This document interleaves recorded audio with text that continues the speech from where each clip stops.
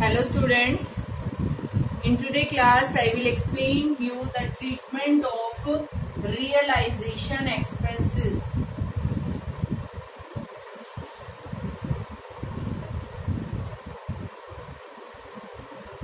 Realisation expenses जो होते हैं मीन्स हम या तो कई बार किसी पर्सन को अपॉइंट करते हैं कि आप हमारे फर्म की एसेट्स को सेल कर दो, देन लाइबिलिटीज की भी पेमेंट कर दो, ठीक है, या किसी पार्टनर को अपॉइंट कर देते हैं या फर्म अपने बिहाफ पे ये सब काम करते हैं, तो ऑब्वियसली इन सब कामों में कुछ खर्चा आता है, उसे ही हम बोलते हैं realization expenses. So different situation होगी, एक्सपेंसेस कौन पे कर रहा है, तो अकॉर्डिंगली हमारा अकाउंटिंग ट्रीटमेंट होगा. फर्स्ट सिचुएशन है realization expenses paid by firm. When these expenses are paid by firm, तब हमारा अकाउंटिंग ट्रीटमेंट क्या रहेगा, क्योंकि ये एक्सपेंसेस फर्म पे कर रही है तो ऑब्वियसली फर्म के पास से पैसा जा रहा है, तो हमारी एंट्री रहेगी realization account debit to bank account. जैसा कि हमने लाइबिलिटीज की पेमेंट के टाइम किया रियलाइजेशन टू बैंक, लाइकवाइज कोई भी लाइबिलिटी कोई भी खर्चे है तो पेमेंट की एंट्री क्या रहेगी, realization to bank when these are paid by firm. और ये भी ध्यान रखना है when nothing is mentioned about payment by whom payment is made. Question में नहीं कह रखा किसके द्वारा पेमेंट की गई है, तो भी हम क्या एज्यूम करेंगे कि फर्म ने की है, तो एंट्री क्या रहेगी, realization to bank. Means question silent हो किसने की है, तो भी हम क्या मानते हैं, फर्म ने की है. सेकंड है expenses paid by partner.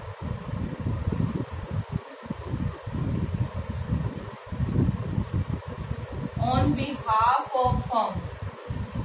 Firm के बिहाफ पे पार्टनर पे कर रहा है. कहने का मतलब क्या है, एक्सपेंसेस पे करने किसको थे, फर्म को करने थे, लेकिन पे कर कौन रहा है, पार्टनर कर रहा है. ठीक है, तो एक तरीके से एक बार तो पार्टनर ने पे कर दिए, लेकिन फर्म को लौटाने तो पड़ेंगे ना पार्टनर को, तो इट मीन्स फर्म पार्टनर को पैसे देगी, तो पार्टनर का कैपिटल अकाउंट ऑब्वियसली बढ़ेगा, तो क्या होना चाहिए, वो क्रेडिट. तो एंट्री रहेगी realization account debit to partners capital account.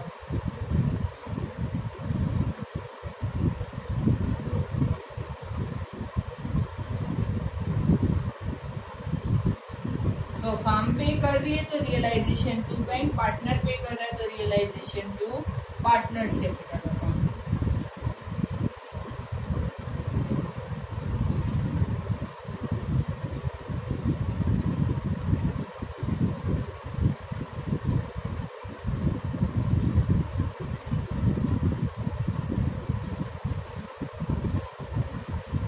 Next expenses paid by partner and remuneration allowed to him. Means अगर फर्म जो है किसी पार्टनर को कह देती है कि आपकी रिस्पॉन्सिबिलिटी है कि आपको ही ये खर्चा पे करना है, इसके बदले में ना हम आपको रेम्यूनरेशन देंगे. ठीक है, तो फर्म की तरफ से क्या दिया जा रहा है, उसे रेम्यूनरेशन दिया जा रहा है, तो हमें सिर्फ रेम्यूनरेशन की जनरल एंट्री करनी है.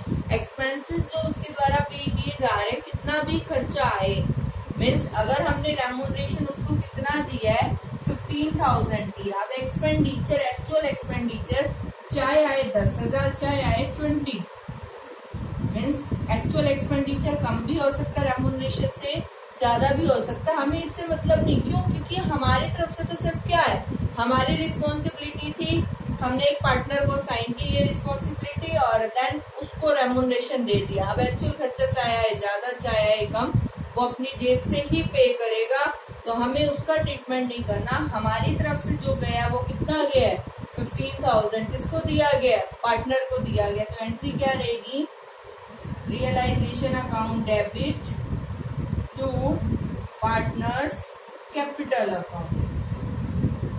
एंड एंट्री सिर्फ कितनी अमाउंट से होगी, हमारी 15,000 से, जितना हमने उसे रेम्यूनरेशन अलाउ किया, हमें सिर्फ उतने से एंट्री करनी है. Whether expenditure actual is more or less, it doesn't matter.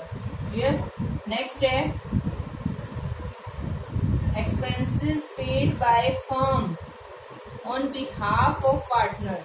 कई बार फर्म पे करती है पार्टनर के बिहाफ पे, मतलब करने थे पार्टनर को लेकिन कर किसने दी एक्सपेंडिचर पे? फर्म ने।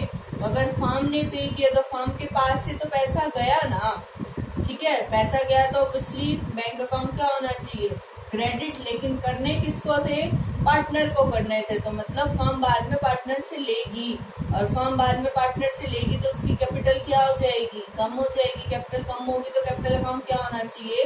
डेबिट होना चाहिए। तो एंट्री रहेगी partner capital account debit to bank account.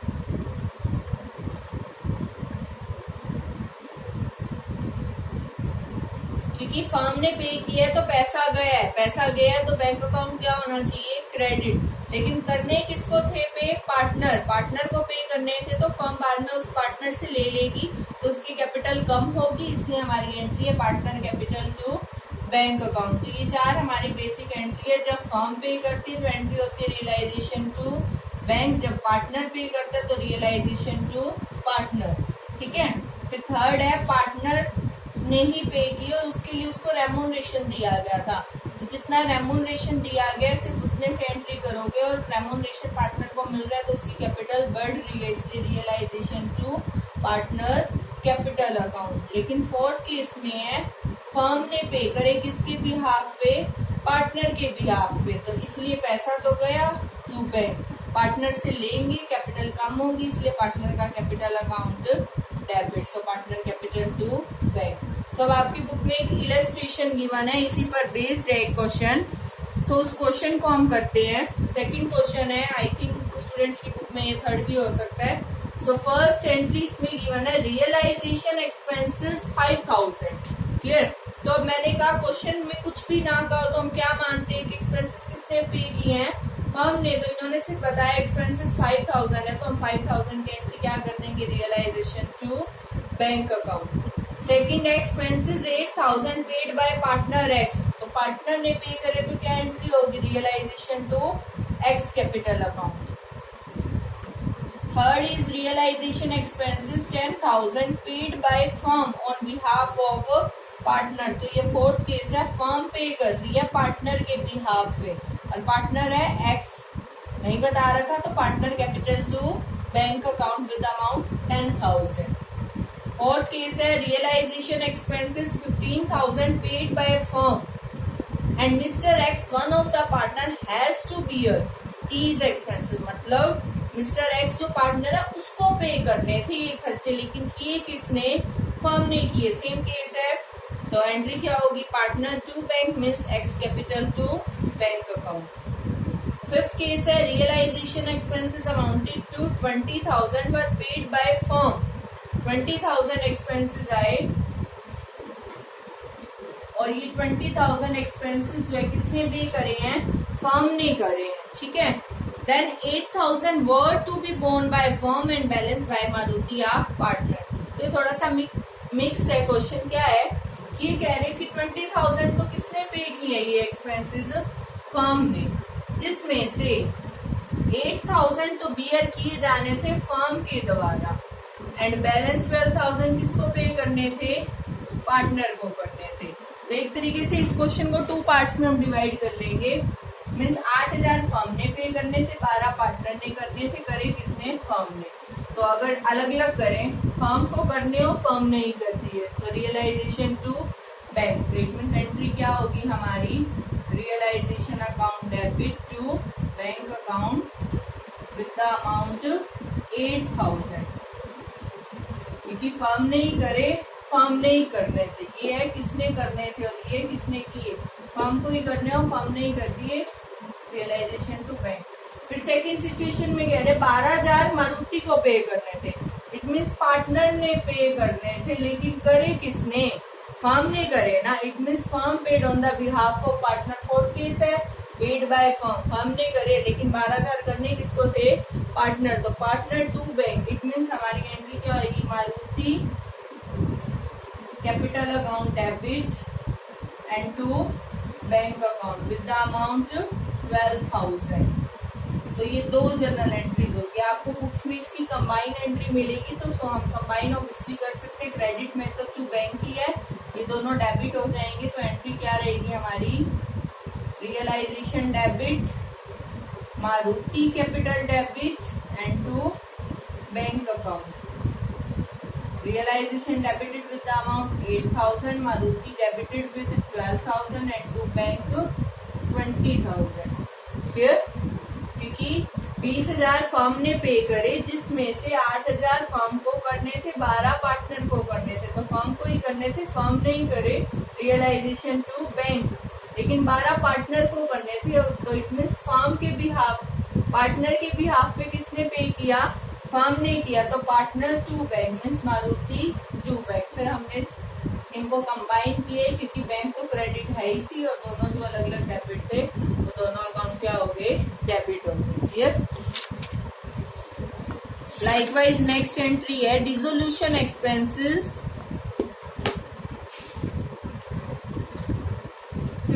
20,000।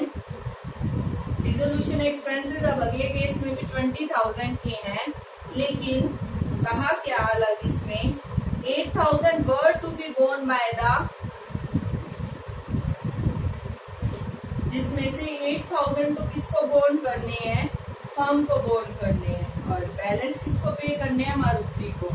तो देखा जाए अब तक क्वेश्चन सेम है, लेकिन चेंज भी है।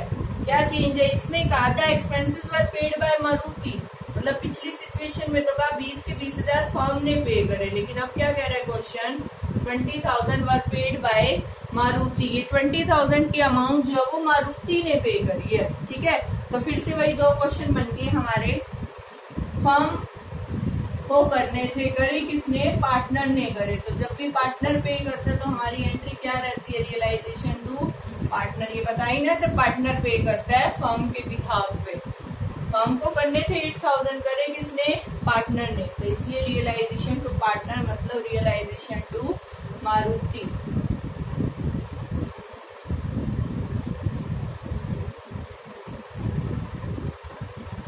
With the amount 8,000। Next, Maruti को ही करने थे, मारुति नहीं कर दिए, तो ये शायद आपको यहाँ बताना भूल गई, अगर पार्टनर को ही करने हो और अगर पार्टनर ही पे कर दे then there will be no entry, क्योंकि उसी को करने हैं, उसी ने कर दिए, फर्म के पास से ना कुछ आया ना कुछ गया, तो फर्म अपनी बुक्स में उस चीज की एंट्री नहीं करती, तो इस 12,000 की कोई भी एंट्री नहीं होगी, क्योंकि पार्टनर को ही करने थे और पार्टनर ने ही पे करे। ठीक है, तो सिर्फ यहाँ पे हमारी एंट्री रहेगी realization to Maruti capital account. Next है क्वेश्चन हमारा, Sudhir a partner was allowed a remuneration of 10,000। Sudhir एक पार्टनर है जिसको हमने रेम्यूनरेशन दिया कि 10,000 आपको रेम्यूनरेशन दे रहे हैं to carry out the dissolution, means आपको ही ये डिसोल्यूशन प्रोसीजर कंप्लीट करना है, and he was to bear all expenses. Remuneration देने के बाद हमने उसको रिस्पॉन्सिबिलिटी भी असाइन करी है, मीन्स रेम्यूनरेशन दिया और रिस्पॉन्सिबिलिटी भी दी। अब एक्चुअल खर्चा आ गया हमारा 16,000 and these were paid by the firm, means remuneration हमने उसे कितने का दिया, 10,000 का दिया, और खर्चा आ गया 16, और वो पे भी किसने किया, फर्म ने किया। अब जब एक्सपेंसेस फर्म पे कर रही है तो हमारी क्या जर्नल एंट्री होनी चाहिए, रियलाइजेशन टू बैंक अकाउंट। ठीक है, कितने से, 16 से, लेकिन जो हमने रेम्यूनरेशन उसे दी है कितने का दी है, 10,000 का। तो सबसे पहले हम रेम्यूनरेशन की एंट्री करेंगे, realization to Sudhir capital account. कितने का रेम्यूनरेशन दिया हमने, 10,000। ये केस हमारा तब लगता है जब रेम्यूनरेशन दे दिया और खर्चा कौन पे कर रहा है, पार्टनर कर रहा है, तो हम सिर्फ रेम्यूनरेशन की एंट्री करते हैं। यहाँ हमने रेम्यूनरेशन 10,000 दिया, लेकिन एक्सपेंसेस 16 आया, वो पार्टनर नहीं पे कर रहा, वो फर्म कर रहा है, तो इट मीन्स करने किसको थे, सुधीर को, क्योंकि का he was to bear, means Sudhir को खर्चा पे करना था, कितना, जितना भी एक्चुअल आता, लेकिन वो किया किसने, फर्म ने, तो it means firm paid on behalf of partner, partner के बिहाफ पे फर्म कर रही है, तो क्या एंट्री होगी, पार्टनर कैपिटल टू बैंक, तो इट मीन्स हमारी एंट्री होगी Sudhir capital account debit to bank account with the amount 16,000। तो अब हम इसे कंबाइन एंट्री कर देंगे। सुधीर क्रेडिट की है, डेबिट की है, तो ये कैंसिल हो जाएगा। 10 से क्रेडिट है, 16 से डेबिट है, तो 10,000 से कैंसिल हो गए, सिर्फ 6,000 से डेबिट कर देंगे हम इसे। तो realization account debit, Sudhir debit and to bank account. Realization में आएंगे हमारे 10,000, सुधीर 10 से कैंसिल होगा तो सिर्फ कितना रिमेनिंग है 6,000 एंड टू बैंक 16,000। सिंपल है, मतलब हमें बेस यही लेके चलना है। क्वेश्चन में का रेम्यूनरेशन 10,000 दिया, रेम्यूनरेशन दिया, उसकी कैपिटल बढ़ गई, रियलाइजेशन टू सुधीर, लेकिन एक्चुअल एक्सपेंसेस 16,000 वो फर्म पे कर रही है, पार्टनर पे करती तो हम सिर्फ ये सिंगल एंट्री करते, ठीक है, तो कुछ भी ना हमें आगे सोचना पड़ता। लेकिन एक्चुअल एक्सपेंसेस कौन पे कर रहा है, फर्म कर रही है, और कभी भी फर्म पार्टनर के बिहाफ पे करती है तो हमारी एंट्री होती है partner capital to bank, so Sudhir to bank. बस बाद में तो हमने ये सिंगल एंट्री करनी होती है, तो इसमें हमने क्या कर दिया, चाहो तो आप दोनों अलग अलग भी कर सकते हो, बट एमसीक्यू में अगर ऑप्शन दिया मिलेगा तो इनमें से ऑप्शन मिलेगा, ठीक है, तो इसलिए हमें ये इस तरीके से करना ज्यादा बेटर है। तो सुधीर को कैंसिल कर देंगे 10,000 से, तो कितने से डेबिट हो गया, सिर्फ 6 से, तो एंट्री होगी realization debit, Sudhir debit to bank account. Likewise next है, रवि एक पार्टनर है, आपने उसको रेम्यूनरेशन अलाउड किया 15,000 का for dissolution work and is to bear all expenses, और उसी को एक्सपेंसेस बियर करने थे सभी, which amounting to 5,000 were paid by the firm. ये सेम एंट्री है कि रेम्यूनरेशन दिया आपने 15,000 का और उसी को खर्चे पे करने थे, तो रियलाइजेशन टू रवि, लेकिन एक्चुअल खर्चा 5,000 फर्म पे कर रही है, तो फर्म पार्टनर के बिहाफ पे कर रही है, तो पार्टनर टू बैंक, और फिर से वही कंबाइन कर देंगे, ट्राई करना। नेक्स्ट है, अनिल एक पार्टनर है, उसे रेम्यूनरेशन दिया 20,000 का फॉर डिसोल्यूशन वर्क, तो अनिल रेम्यूनरेशन दे रहे हो आप 20,000, क्लियर।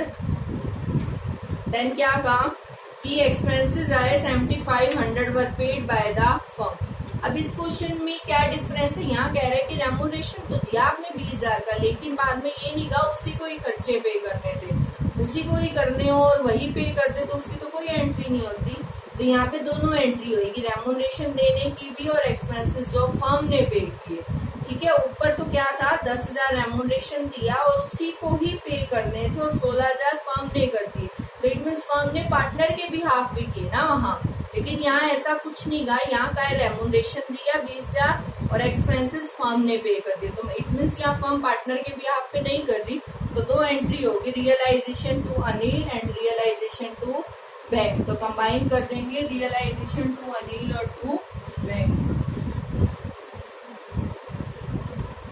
रेम्यूनरेशन की, ये पे करने की, रेम्यूनरेशन कितना दिया 20,000, एक्सपेंसेस कितने थे 7,500, तो ये कंबाइन एंट्री होगी हमारी रियलाइजेशन टू अनिल और टू बैंक।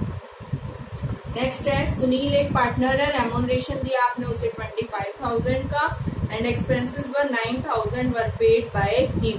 तो यहाँ क्या कहा कि उसे आप रेम्यूनरेशन दे रहे हो, कितनी अमाउंट का रेम्यूनरेशन दे रहे हो 25,000 का, और एक्सपेंसेस 9,000 उसके द्वारा पे कर दिए गए। क्या यहाँ पे कहा उसी को करने थे, he was to bear all expenses, नहीं मेंशन ना, तो अगर उसी को करने और वही कर देता ये 9,000, फिर तो इस 9 की हम एंट्री ना करते, सिर्फ इसकी करते हैं रेम्यूनरेशन की। लेकिन अगर क्वेश्चन कह रहा है कि रेम्यूनरेशन भी दिया खर्चे भी उसने पे करे, तो दो एंट्री होगी, रियलाइजेशन टू पार्टनर रेम्यूनरेशन देने की और एक्सपेंसेस पे करने की रियलाइजेशन टू पार्टनर, मतलब एंट्री दोनों यही हो रही है, एक 25,000 से एक 9,000 से, तो कंबाइन एंट्री कितने से हो जाएगी 34,000 से, क्लियर। लेकिन अगर यहाँ पे लिखा होता ही वाज टू